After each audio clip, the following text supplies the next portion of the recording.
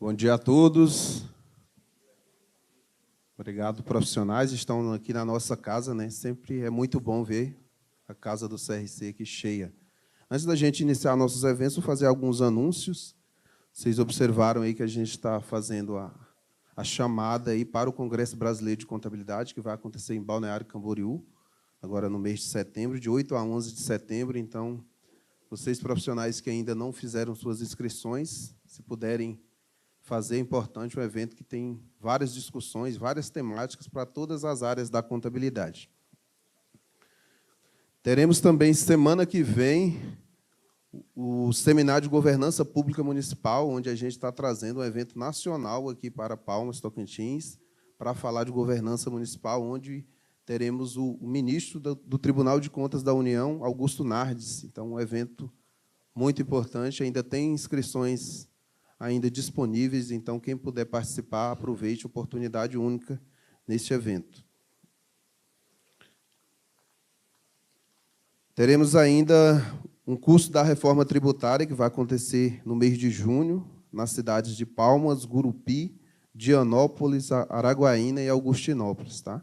A gente sabe que a reforma tributária é um tema que ainda a gente está bem recente, né? E a gente precisa entender, porque uma hora ela vai bater na porta. Então, a gente está nessa preocupação já que os profissionais começam, né, a entender como vai ser o novo funcionamento com a reforma tributária.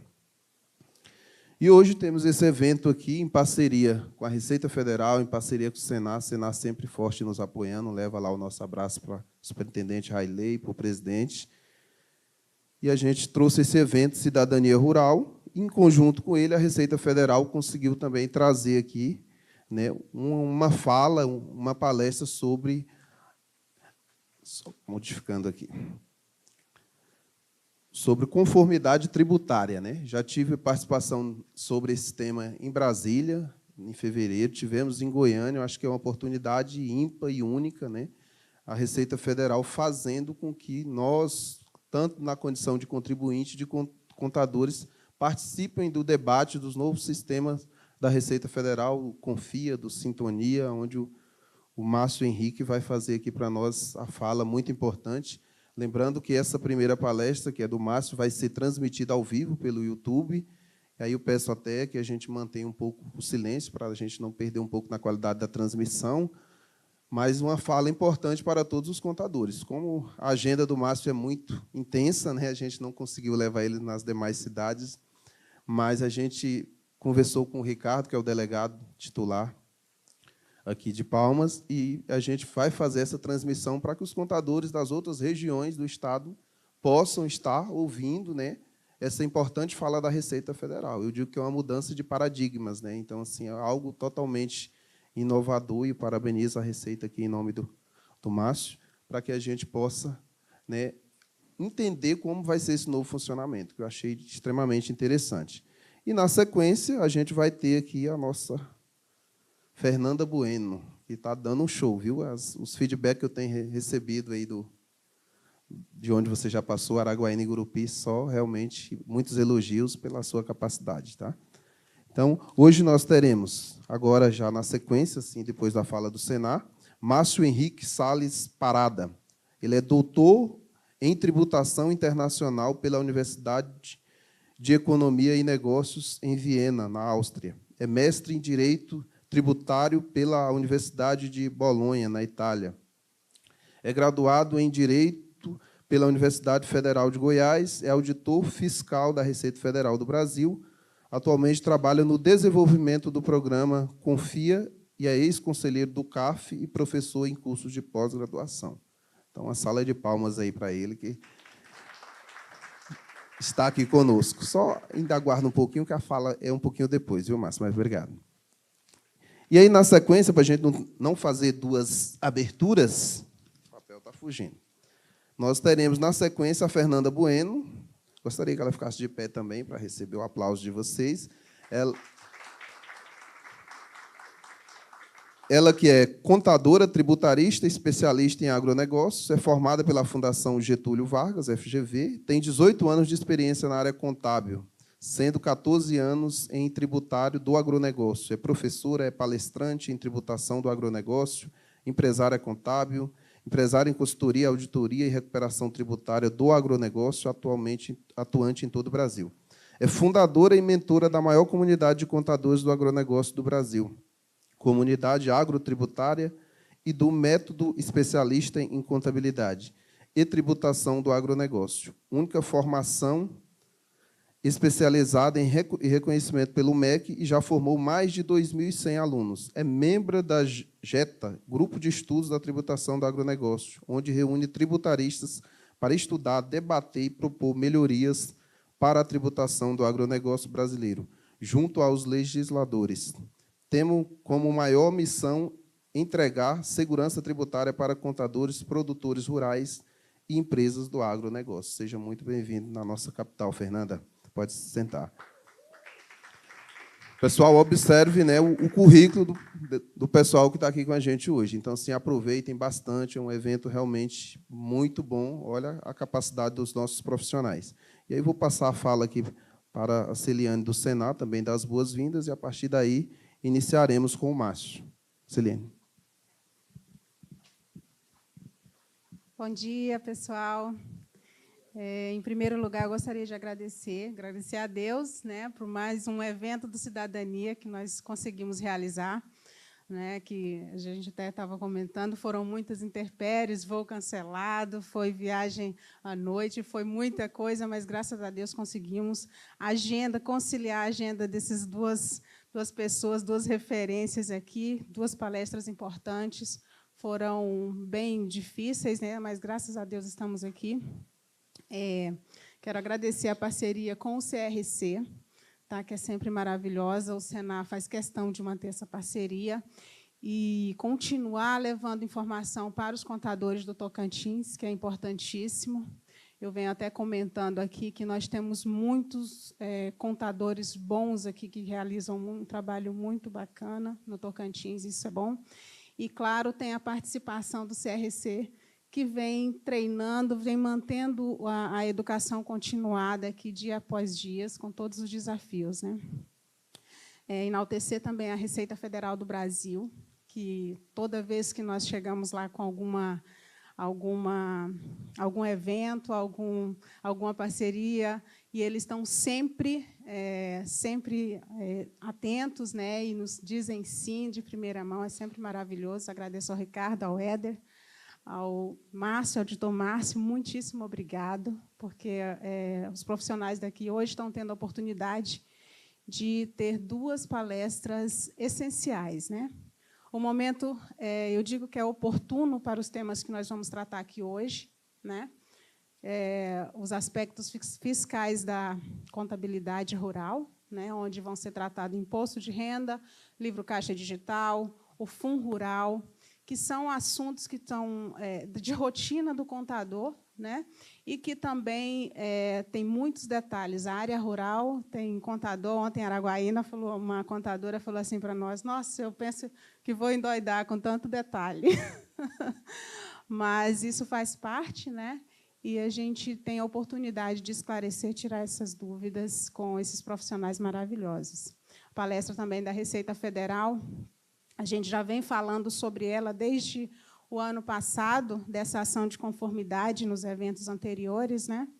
Nós participamos de uma videoconferência na CNA, onde já vinha sendo abordado o assunto, e nós fizemos questão de trazer essa aqui, envolveu o CRC, a Receita Federal, para levar essa informação para os produtores do Tocantins, através dos contadores, né, facilitar a vida de vocês quanto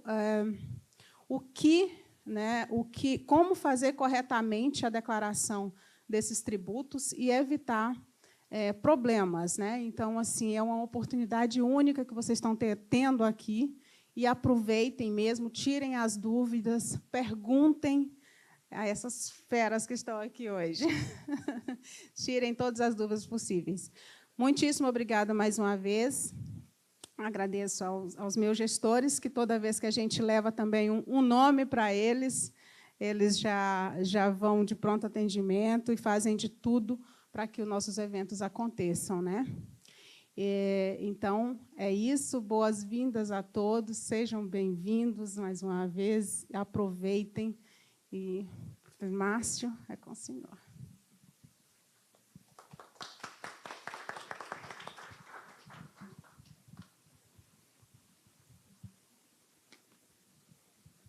Bom dia, pessoal. Eu vou aqui que eu gosto de ter um apoio. É um prazer estar aqui, né? Eu me chamo Márcio também e cumprimento já toda a classe contábil do Estado de Tocantins, em nome do meu xará, Márcio, presidente do CRC. Nós nos conhecemos recentemente num evento similar a esse, lá na delegacia de Goiânia, onde estavam todos os delegados da Receita Federal.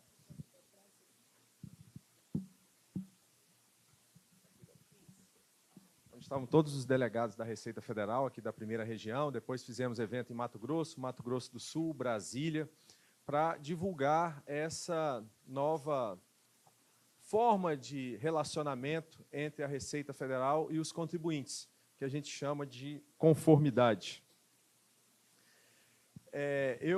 Para mim, particularmente, é um prazer retornar aqui a Palmas. Eu iniciei a minha carreira na Receita Federal.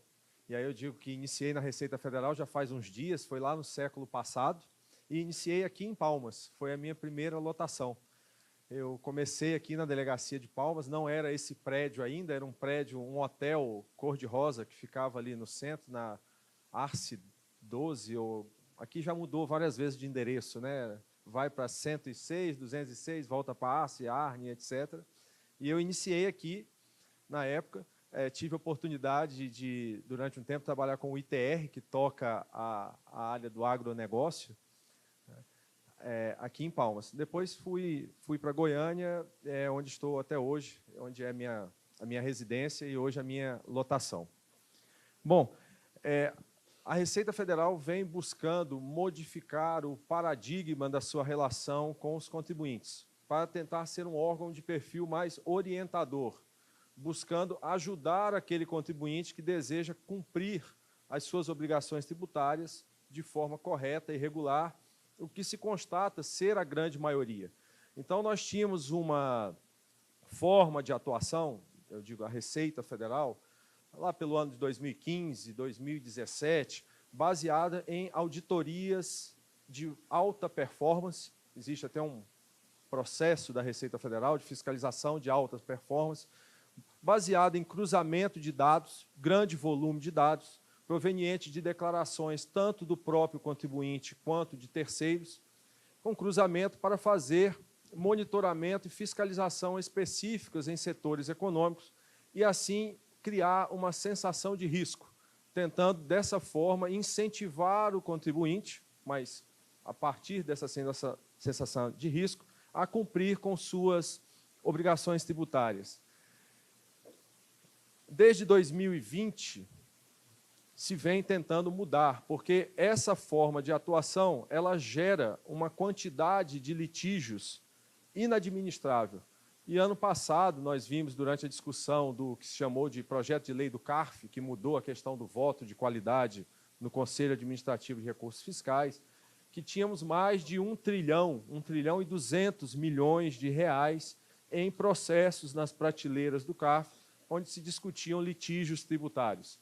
Além disso, cerca de 40% dos processos que tramitam pela Justiça Federal são de matéria tributária. Então, esse sistema de lançamento por homologação, em que o contribuinte interpreta a legislação tributária, faz o cálculo do tributo, antecipa o pagamento, ele mesmo declara, e a Receita depois verifica, e se não tiver sido feito tudo corretamente, ela age de forma repressiva, ela vem gerando esse volume de litígios, e que não é bom e que aumenta o custo do cumprimento, tanto para o contribuinte quanto para a Receita Federal. E aí agora nós estamos chamando desse ano de 2004 de o ano da conformidade na Receita Federal, porque desde fevereiro de 2024, no início desse ano, o governo federal encaminhou ao Congresso Nacional e houve um lançamento no dia 2 de fevereiro, lá em Brasília, com a presença do secretário da Receita Federal, para informar do encaminhamento desse projeto de lei ao Congresso Nacional, e ele tem 3 eixos básicos. Um eixo são os programas de conformidade, que nós vamos tratar aqui. o Confia, o Sintonia e o Operador Econômico Autorizado, que é um programa da aduana brasileira, que já existe há quase 10 anos, desde 2015, mas baseado em atos infralegais, em instruções normativas da Receita, e que agora ele ganharia status de lei, e assim se pode oferecer mais segurança e até mais benefícios aos contribuintes que operam no comércio exterior. O segundo eixo seria a questão do controle de benefícios. E no final dessa apresentação tem um slide onde eu mostro em números como a quantidade de benefícios fiscais aumentou nos últimos 22 anos, de 2002 até 2024. E a Receita Federal quer, de alguma forma, controlar esses benefícios, não está dando nem retirando nenhum benefício, mas apenas controlar para que os benefícios realmente beneficiam aqueles que merecem e que a lei quer atingir sem prejudicar todo o universo de contribuintes. E o terceiro eixo se refere à questão do devedor quanto mais, que não é aquele empresário que eventualmente passou por uma dificuldade financeira ou econômica e teve um débito inscrito em dívida ativa ou está com uma dívida, mas é aquela empresa que faz da dívida tributária parte do seu negócio. Ela existe para burlar o sistema tributário, criar dívida e postergar aquilo. A dívida faz parte do sistema econômico dela. E são essas empresas que estão sendo tratadas aqui no projeto de lei. Bom, o primeiro programa é o Confia, de onde eu tenho a satisfação de participar. Já é minha segunda passagem, eu iniciei o projeto com os colegas, participando da equipe em 2021, saí em 2022, voltei no início de 2023. O Confia é um programa de conformidade cooperativa, ou seja, não só é de conformidade, como ele é de conformidade cooperativa, porque se busca uma relação de transparência entre o fisco e os contribuintes, com diálogo e ganhos mútuos, baseado em princípios como a boa-fé, o espírito de colaboração, para construir uma confiança justificada. E, com isso, prover segurança jurídica no cumprimento das obrigações. O Confia é um programa que está iniciando agora, nós estamos numa fase de programa piloto, já tivemos um teste de procedimentos. Ele é um programa que inicia-se para grandes empresas. Não é uma criação da Receita Federal, nem do Brasil. A conformidade cooperativa vem sendo incentivada pela Organização para a Cooperação e Desenvolvimento Econômico, a OCDE, e desde 2013, quando a OCDE lançou um guia com as bases do que seria um programa de conformidade cooperativa fiscal, ele vem sendo empregado por vários países membros da organização. Então, em 2021, a Receita Federal, buscando as bases de um programa de conformidade cooperativa e seguindo as diretrizes da OCDE, lançou o Confia. Qual é a diferença entre quais são, primeiro, os principais objetivos do Confia? É prover segurança jurídica, reduzir litígios, porque nós temos esse objetivo em face desse grande volume que eu acabei de mencionar para vocês, reduzir os custos de conformidade, tanto para o contribuinte quanto para a administração tributária, melhorar o ambiente de negócios e melhorar a conformidade tributária. Então, o Confia é um benefício fiscal? Não, o Confia não é um benefício fiscal. Programa de conformidade cooperativa não é para dar benefício, reduzir carga tributária. O programa de conformidade cooperativa é para prover segurança entre uma empresa participante e a Receita Federal, de forma que a empresa possa dialogar e discutir suas questões tributárias, principalmente as mais relevantes, com a Receita Federal. O Confia visa aumento de arrecadação e, durante o ano de 2023, nós vimos, até através do Ministério da Fazenda, várias ações que foram divulgadas pelo governo para aumento de arrecadação. A ação tal vai produzir um aumento de arrecadação de 8 bilhões, a ação tal que vai trazer um aumento de arrecadação de 50 bilhões. O Confia não tem essa meta, nós não temos esse cálculo. Então, logo no lançamento se perguntou, secretário, para o secretário da Receita Federal, o Confia A Receita Federal espera aumentar a arrecadação enquanto? Não temos essa meta. Programa de conformidade cooperativa é para melhorar relacionamento. Se houver aumento de arrecadação, é um aumento colateral, porque se melhorou o ambiente e a relação entre fisco e contribuintes. Mas não é para aumentar a arrecadação do contribuinte participante. Ele pode pagar mais, ele pode pagar menos, ou ele pode pagar a mesma coisa, mas ele paga com mais segurança. Quais são as diferenças entre o Confia e os programas de autorregularização, que nós nos acostumamos a ver pelo menos nos últimos 30 anos, que ficaram popularmente conhecidos como refis, né? E isso existe nos 3 níveis de governo, seja o municipal, o estadual, o federal, principalmente em anos eleitorais, prefeituras, estados. Olha, pague aqui suas dívidas com redução de multa e juros, reduções de até 100% de multa, 99%, e às vezes até do próprio encargo legal. O Confia não é um programa de autorregularização nesses moldes refis, porque esses programas, eles objetivam regularizar dívidas pretéritas, e eles não estudam ou não movem, não mexem na questão que levou à existência da dívida. Então, você regulariza, tem alguns efeitos econômicos imediatos, tanto para quem paga quanto para quem recebe, mas não evita que daí a 2 anos ou daí a 4 anos você esteja ali esperando novamente o governo oferecer um programa de autorregularização para poder quitar suas dívidas. Ou seja, não existe uma melhora no ambiente, é só se esperar a próxima oferta para poder pagar dívidas em atraso ou vencidas. Então, o principal ponto do Confia é justamente que é essa busca, essa mudança de relacionamento. E, por isso, ele é um programa voluntário. Aderem as empresas que voluntariamente se inscrevem.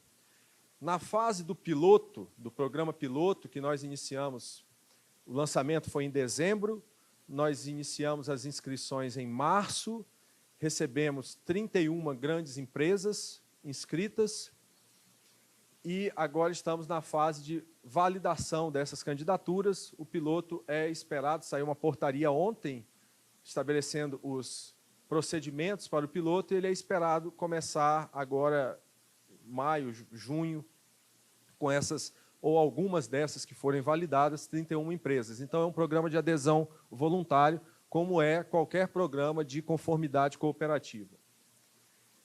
O Confia começou em 2021, numa etapa de alinhamento, e depois, outra diferença que ele traz, é um programa que é construído junto com 41 grupos econômicos das maiores empresas do Brasil, que voluntariamente se candidataram a participar da construção do programa. Então, nós ficamos entre 2021 e 2022 nessa fase de construção. Em setembro de 2022, iniciou-se um teste de procedimentos, que terminou agora no dia 30 de abril, e nós vamos começar o programa piloto. O Confia definitivo está previsto no projeto de lei, que eu vou detalhar para vocês, e estamos aguardando o trâmite dessa lei lá na Câmara dos Deputados, depois no Senado Federal, para transformar esse programa piloto num programa definitivo com suporte legislativo. Então, nós estamos nessa fase de testar e desenhar, ele será implementado, e a partir da implementação, a intenção é expandi-lo. E aí, quando eu mostrar aqui os parâmetros que nós usamos para admitir as empresas nesse programa, os senhores vão dizer, mas são muito altos, que tipo de empresa entra? Não são, talvez, as empresas clientes dos senhores e senhoras, mas ele é um programa que está iniciando, e, por isso, ele precisa iniciar pequeno e expandir-se gradualmente. Mas o importante, principalmente, que eu trago aqui para vocês do Confia, é a questão da mentalidade, da mudança de mentalidade que a Receita está buscando e onde nós queremos chegar. Então, nós estamos hoje nessa fase de teste e desenho, aguardando o projeto de lei, mas ele vai ser um programa que tende a se expandir. Nesse teste de procedimentos, para os senhores terem uma ideia, nós tínhamos 9 empresas, e essas 9 empresas voluntárias, testando os procedimentos do Confia, essa possibilidade de debater questões com a Receita Federal, a não autuação, né? O fisco conhecer a empresa e os negócios da empresa para saber por que alguns débitos são gerados. Eram apenas 9 empresas, entretanto, elas respondem por 8,3% do total da arrecadação tributária administrada pela Receita Federal. Então, vejam, 9 empresas que respondem por quase 9% do total de tributos administrados pela Receita Federal. Então, os senhores veem, nós temos 20 milhões de CNPJs. Então aqui a gente concorda. Então, faça assim, está tranquilo. Ou a gente discorda. E aí é um princípio da conformidade cooperativa, é que o contribuinte e a Receita podem concordar em discordar, né? Vem uma tradução do inglês, lá do manual, é o agree to disagree, né? Então, é possível haver discordância. Nesse caso, vai haver a exigência do crédito tributário, mas de acordo com o PL, sem imposição de penalidade, sem juros ou multa, porque a questão foi debatida. Então, é diferente de você deixar acontecer e depois dar uma oferta de autorregularização, retirando a multa e os juros. A gente muda de um controle a posteriori para um acompanhamento e um controle anterior à ocorrência, ou anterior à declaração, ou anterior ao fato gerador, ou mesmo ao fato econômico que gere a incidência tributária. Esses são os princípios do CONFIA, e eu destaco a voluntariedade. Então, o programa não inclui compulsoriamente nenhum contribuinte. O contribuinte que entende que aquilo é vantajoso para ele se inscreve para participar, à medida que nós vamos abrindo vagas. Repito, tivemos 9 vagas no teste, agora abrimos 15 vagas no piloto, aumentamos para 30 vagas e temos aí 30 empresas sob análise para entrarem ou não. Confiança mútua, diálogo, cooperação, principalmente para prevenir litígios de uma forma ou baseado nos princípios da proporcionalidade e da imparcialidade. Existem, como disse, não é benefício fiscal, porque existem deveres e obrigações dentro do programa, e aí o projeto de lei prevê deveres comuns para o contribuinte e para o fisco, deveres para a Receita Federal, principalmente disseminar a cultura da conformidade tributária e cumprir um plano de trabalho. E essa fase agora da elaboração do plano de trabalho, que nós vamos começar já na próxima semana, está sendo extremamente desafiadora para a Receita Federal, para nós que estamos trabalhando na construção do CONFIA. Por quê? A Receita Federal vai colocar num plano de trabalho construído junto com o contribuinte todas aquelas questões que ela quer trabalhar ou que ela identificou do contribuinte, justamente para evitar que o contribuinte seja surpreendido por um auto de infração, por uma notificação. Então, nós vamos trazer, essas são as questões que eu tenho pendentes com você. E você também pode trazer questões que você quer discutir com a Receita Federal. Esse plano de trabalho visa, principalmente, dar previsibilidade à relação jurídica entre fisco e contribuinte. O contribuinte vai saber todas as questões que a Receita Federal vai tratar com ele ao longo do período que nós prevemos inicialmente de 1 ano. Depois, esse período pode ser até estendido a partir da expansão do modelo para 2 anos ou até mais. Também será disponibilizado um ponto focal, que é um ponto de contato único. Então, todas as questões daquele contribuinte vai ter um auditor fiscal, que é o ponto de contato dele com a Receita. Ele vai tratar com aquele ponto de contato.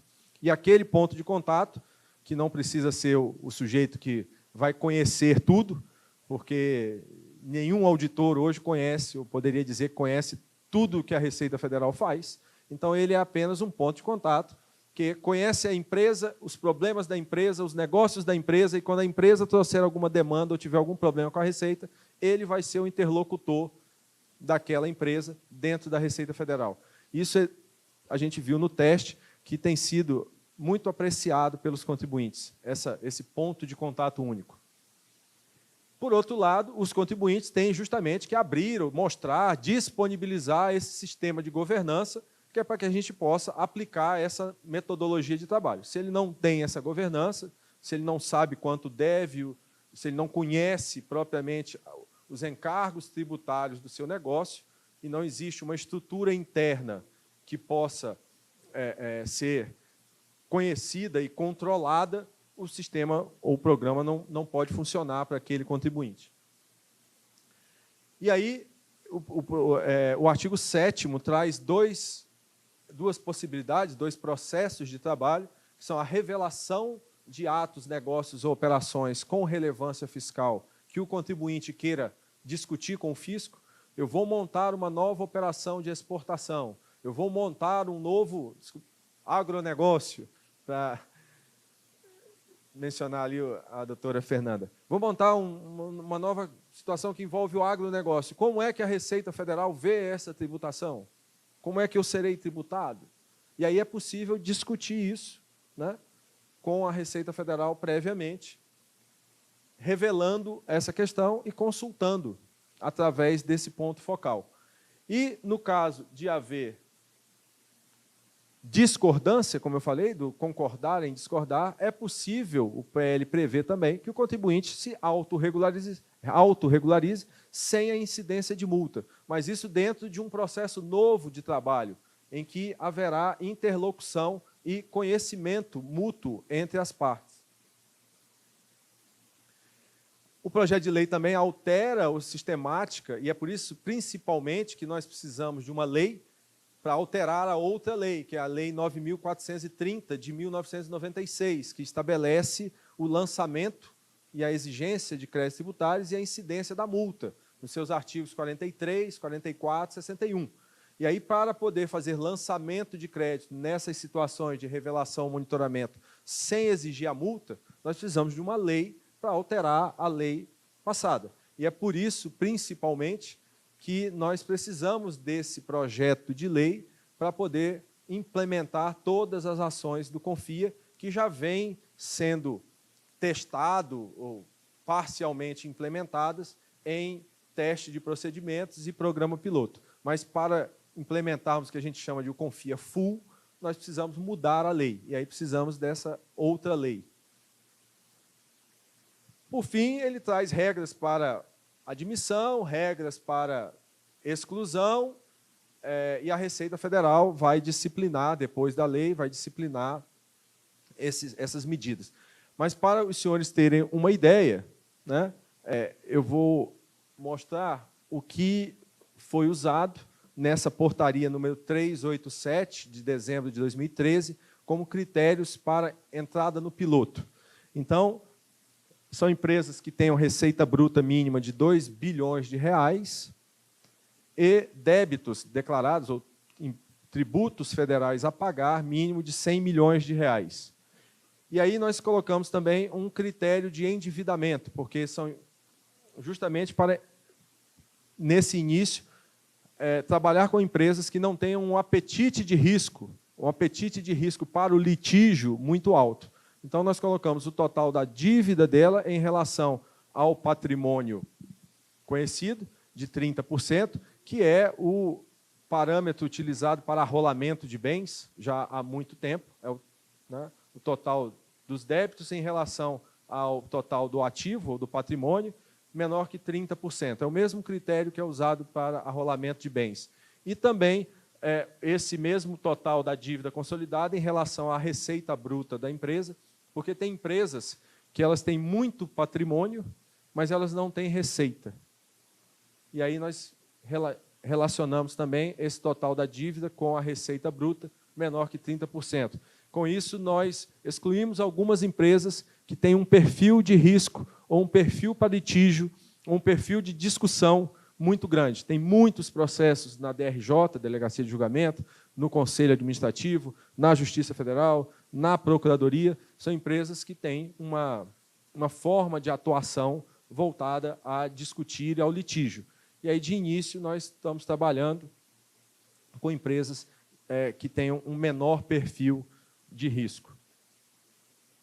Então, assim, a RFB está construindo essa nova relação com os contribuintes. O próximo, e aí eu vejo que houve um problema aqui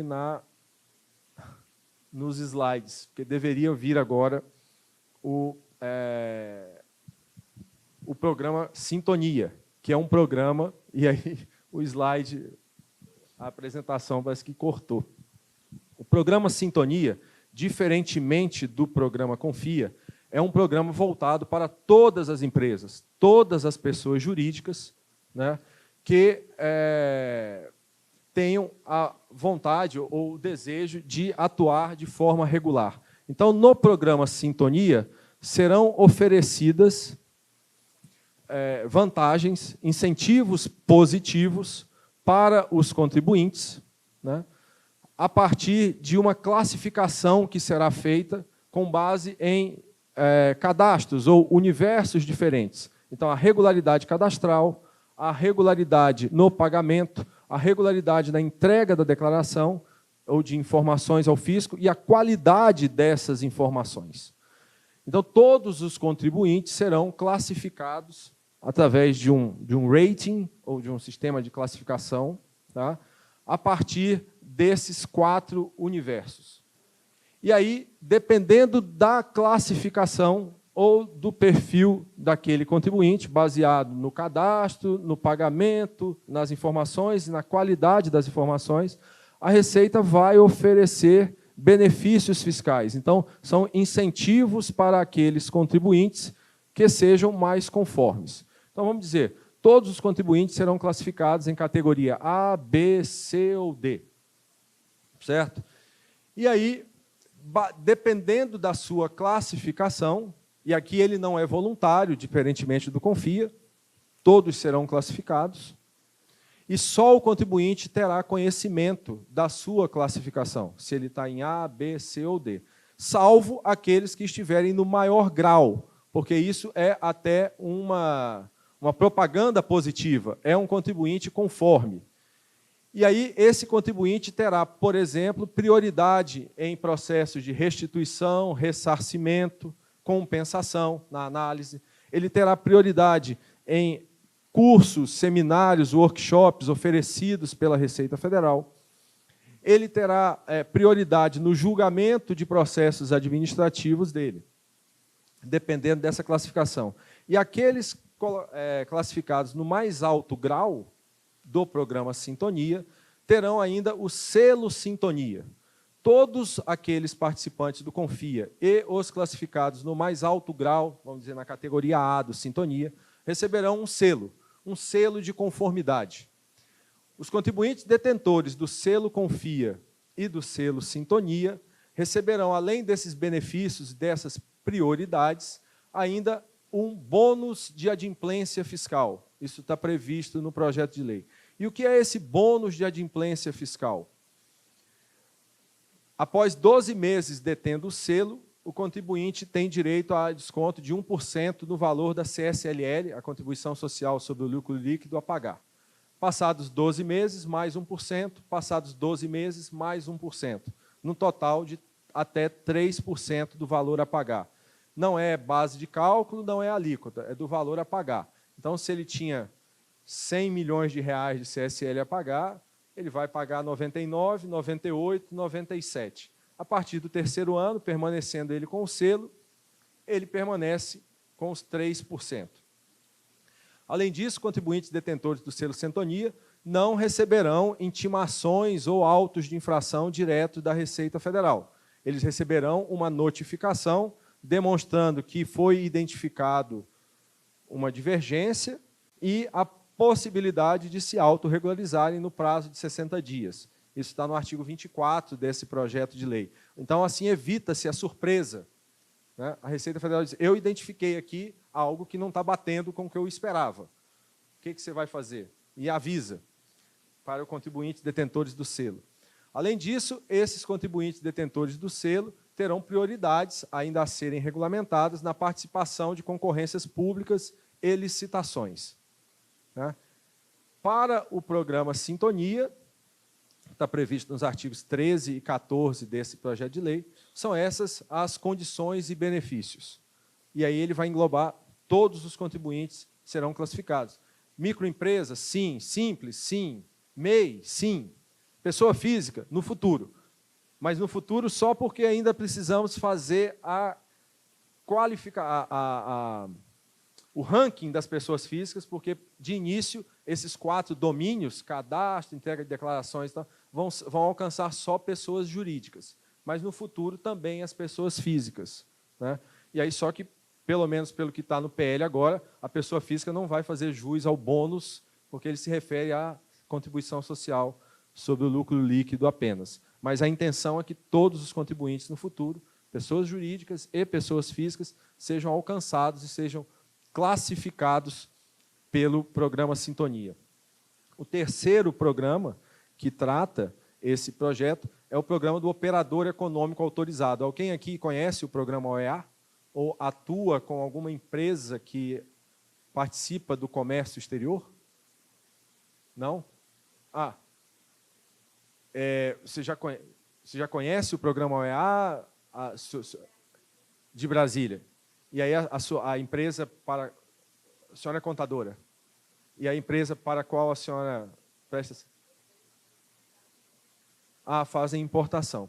O programa OEA é um programa da aduana brasileira, já implantado aqui desde 2015, que também não é uma novidade da Receita Federal, ele é um programa incentivado pela Organização Mundial das Aduanas desde 2007. Tem mais de 70 países que participam do programa OEA. Ele permite a celebração de acordos de reconhecimento mútuo do OEA. Então, o Brasil tem 13 ou 14 acordos de reconhecimento mútuo. O contribuinte certificado no Brasil como um contribuinte confiável do OEA, ele tem os benefícios também nesses outros 13 países, por exemplo, Estados Unidos, onde o Brasil tenha celebrado acordo de reconhecimento mútuo. Isso traz segurança e celeridade para a cadeia de suprimentos do comércio internacional.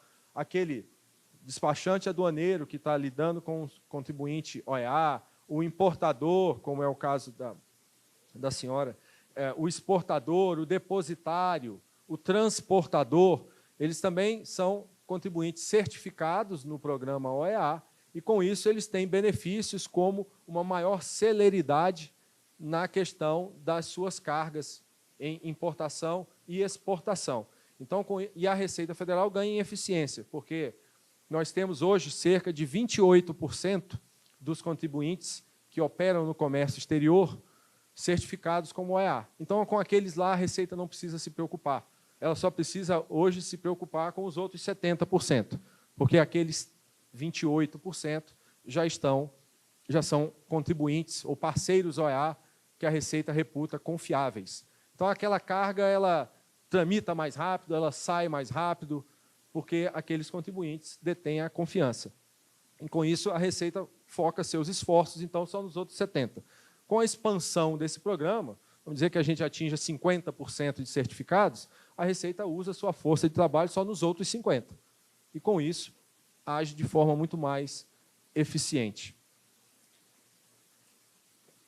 Bom, esses são os 3 programas de conformidade que eu queria apresentar para vocês, que estão nesse projeto de lei, e a gente vem pedindo apoio da classe contábil, da classe jurídica, se tiver contato com deputados, senadores e etc., porque são programas que realmente inovam e trazem benefícios para esse projeto de lei. O projeto de lei traz ainda 2 outros assuntos. Um deles é a configuração do que se chama devedor contumaz, que, como eu expliquei no início, não é aquele devedor que tem uma dívidazinha ou que, eventualmente, é aquele devedor que tem dívidas, e pelos parâmetros que estão hoje na proposta e que talvez sejam mudados em breve. Dívidas inscritas em débitos escritos em dívida ativa superiores a 15 milhões de reais e que estejam lá há mais de um ano sem que o contribuinte esteja discutindo, ou seja, ele deixou aquilo para lá, né? E aí ele será incluído num cadastro nacional de devedores contumazes, o que faz com que seja declarada a inaptidão do CNPJ dele e de partes relacionadas, porque esse processo a gente conhece, e são aqueles contribuintes que abrem uma empresa e aí deixam a dívida daquela empresa e abrem outra empresa, e deixam aquela dívida e abrem outra empresa. Então, esse cadastro dos devedores contumazes e essa ação visa focar não só aquele detentor da dívida, como as partes relacionadas que a gente identifica que ele está só usando novos CNPJs para mover seu negócio e parte do seu negócio é justamente aquela dívida que ele pretende não pagar nunca. E aí a gente precisa, até para promover mais eficientemente aqueles bons contribuintes que a gente quer no Confia, que a gente quer na categoria A do Sintonia, a gente precisa também dar uma resposta a esses que fazem da dívida o seu negócio econômico. E aí o projeto, então, prevê essa caracterização do devedor quanto mais e consequências como impossibilidade de participar de licitações, a inaptidão do CNPJ, dele e das partes relacionadas, e a impossibilidade, tem até uma repercussão criminal, que é a impossibilidade da extinção da punibilidade desse contribuinte devedor quanto mais num eventual processo criminal, porque hoje a nossa lei prevê que sonegar tributos é crime, mas extingue-se a punibilidade se o contribuinte, lá no final das contas, depois do processo, pagar. Para esse devedor quanto mais, ele vai ter que enfrentar as consequências criminais, porque essa lei está propondo não... Agora eu vou fazer uma brincadeira. Extinguir a extinção da punibilidade. Então, para ele, não vai extinguir. E, por fim, nós temos estudos que mostram que a quantidade de benefícios fiscais existentes no Brasil aumentou em cerca de 3 vezes entre 2000 e 2023. Ela, em termos... Aí vocês dizem, mas também a economia cresceu. Sim, mas esses estudos mostram, relacionam esse percentual de benefícios fiscais com o PIB e esse percentual de benefícios fiscais com a arrecadação tributária federal. E se em 2000 ela era em torno de 2,7% do PIB, ela hoje é 5 e pouco por cento do PIB, a quantidade de benefícios fiscais.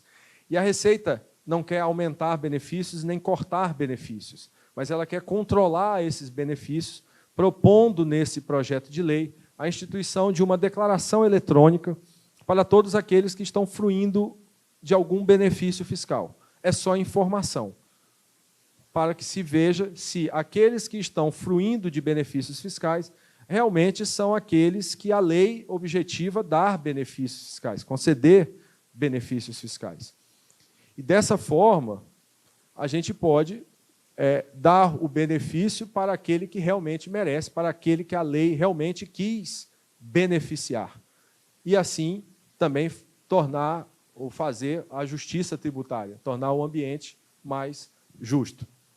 Eu peço desculpas, ali na correria, eu acabei colocando a apresentação que não trouxe essa parte final, tá? Mas como eu já fiz essa apresentação várias vezes, estejam seguros que e o Márcio é minha testemunha, eu não esqueci nenhum detalhe, tá? Então, não, em termos de informação, não houve nenhum prejuízo. Até os números eu já decorei, como vocês viram. Tá? E, mais uma vez, agradeço aqui a essa parceria, o convite dos meus colegas da Receita Federal em Palmas, o Ricardo e o Éder, representando a Delegacia da Receita Federal, meu xará Márcio pelo Conselho, o Senar, né? E eu não sei se pela organização, Márcio, eu fico aqui agora para as perguntas ou se Ok, então eu fico à disposição das senhoras e senhores para qualquer pergunta ou dúvida.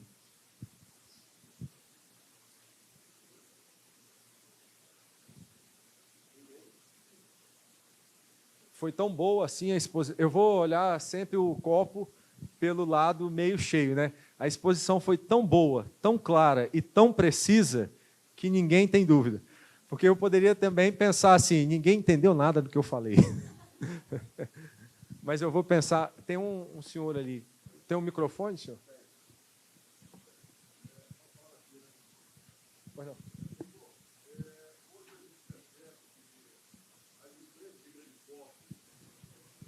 Ok. Hoje a gente percebe que as empresas de grande porte, que foram relacionadas ali, acima de 2 bilhões do faturamento, aí estão incluídas as instituições financeiras, acredito eu. Perfeito?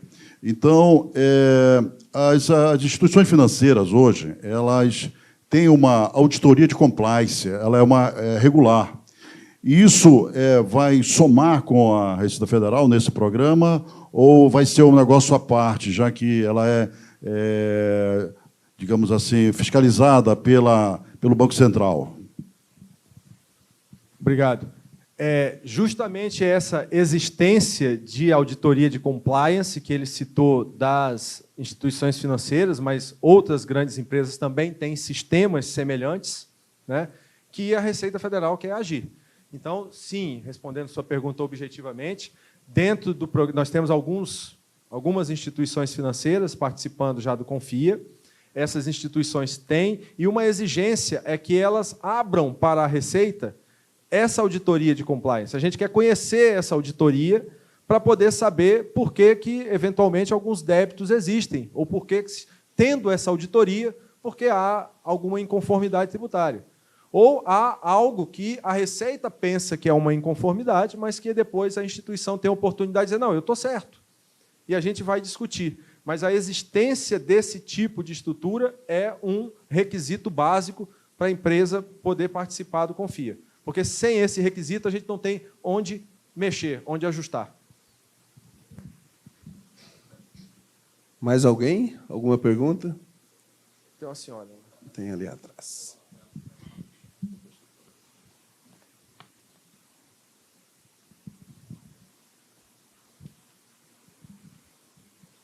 Ele é um projeto piloto. Queria saber qual que é a previsão de conclusão do projeto piloto e a aplicação depois efetiva em todas as demais empresas. Exato. Nós estamos hoje dependendo da tramitação do projeto de lei. E a tramitação do projeto de lei foge à nossa governança, porque entra na governança do Congresso Nacional. Havia uma expectativa de que essa tramitação seria breve, em março, em um mês, mas justamente por causa dessa parte do devedor contumaz, houve uma resistência, uma discussão lá no Congresso, e aí o projeto que tramitava em regime de urgência foi retirado da urgência para que os senhores deputados analisem com mais calma. Então, nós começamos o piloto e estamos aguardando a finalização da tramitação do projeto de lei.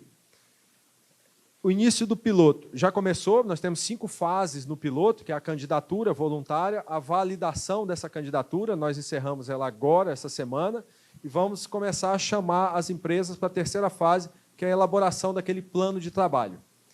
Isso pode levar um mês e pouco. Depois de elaborado o plano de trabalho, a gente começa realmente a tratar com as empresas, né, dentro do piloto, através desse ponto focal.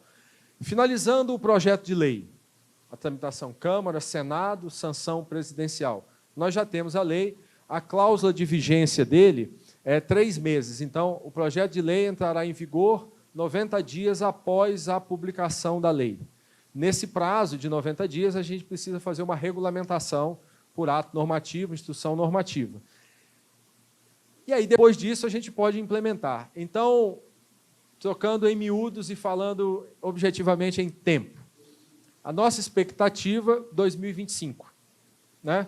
Trâmite do projeto de lei, vai sair da Câmara, vai para o Senado, sanção presidencial, 90 dias para regulamentar, e com sorte e esperando aí bons augúrios, a gente iniciaria o projeto em 2025.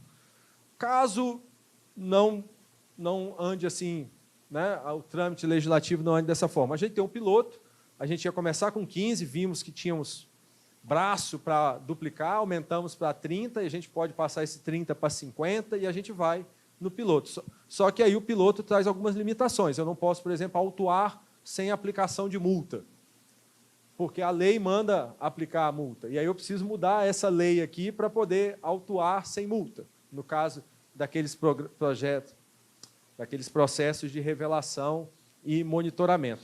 Mas, objetivamente, a gente espera, se tudo der certo, que esse piloto vá até o final desse ano e que a gente possa iniciar 2025 já com a lei válida e em vigor. Pois não.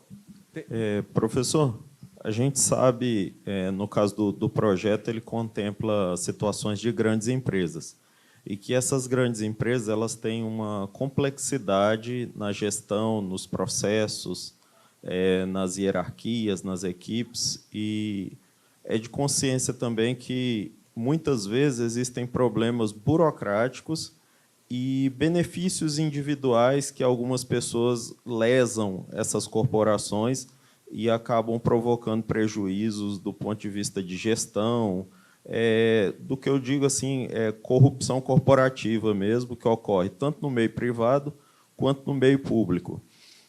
Uma outra situação também que gera bastante prejuízo para as empresas são morosidades e burocracias não propriamente diretamente ligadas à Receita Federal, mas em situações que são subordinadas de outros órgãos e de outras autarquias, de outras estruturas, né, que geram aí atrasos de logística e outros problemas burocráticos. Esses programas, eles visam também sanar esse tipo de problema?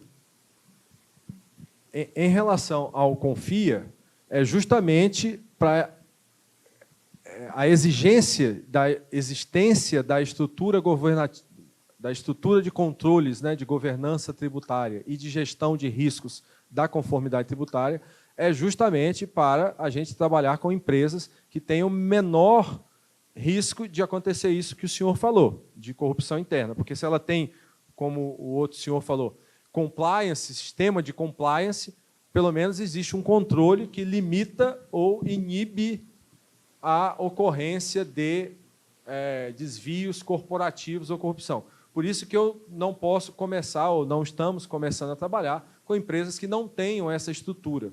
Para dizer, isso aqui foi culpa do contador, eu não sabia, isso aqui foi um diretor. Não, existe uma estrutura hierárquica que deve controlar isso. Por isso, a opção pelas grandes empresas que tenham uma estrutura de controle tributário interno e de sistema de gestão de riscos da conformidade, para inibir essa... Se acontecer isso que o senhor falou, o projeto de lei prevê a exclusão imediata da empresa do programa, no caso do Confia.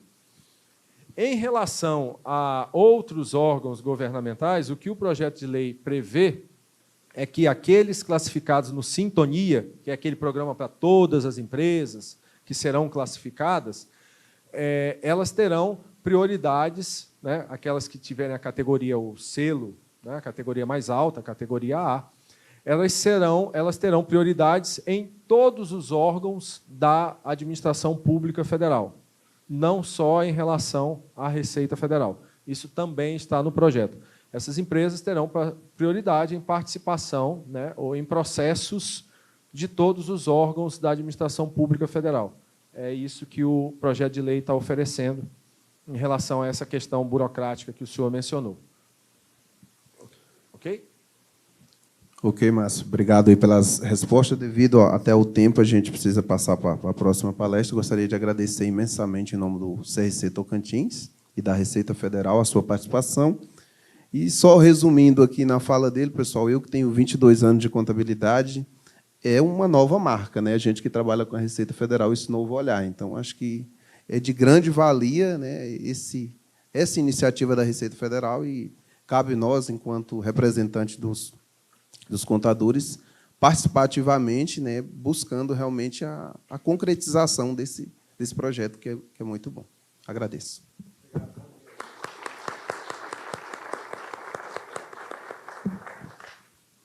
Já vamos